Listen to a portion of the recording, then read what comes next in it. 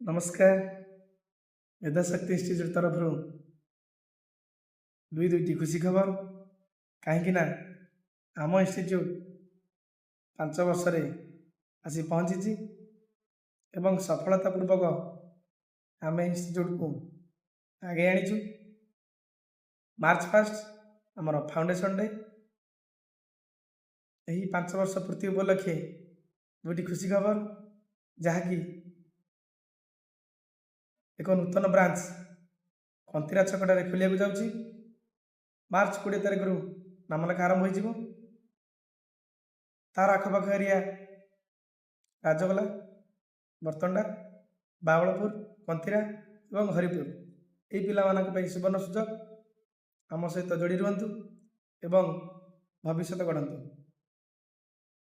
आपण प्रिय एरिया यह खोलिया जाऊँगी।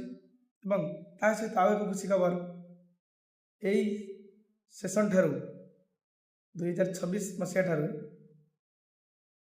आमे हिंदी और संस्कृत यही दुईटी सब्जेक्ट को आमर नूतन पाठ्यक्रम